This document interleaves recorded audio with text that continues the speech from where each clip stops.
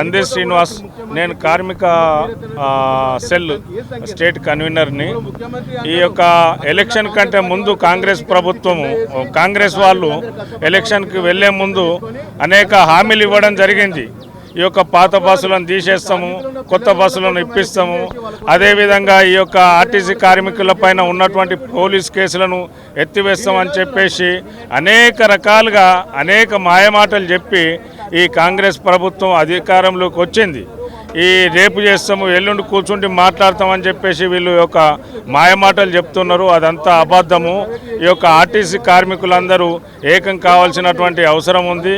పార్టీలకు అతీతంగా పోరాటం చేయాల్సినటువంటి అవసరం ఉంది. ఈ యొక్క ఆర్టీసీ కార్మికులు వాళ్ళ యొక్క హక్కులను కాపాడుకోవాల్సినటువంటి అవసరం ఉంది, సాధించాలి.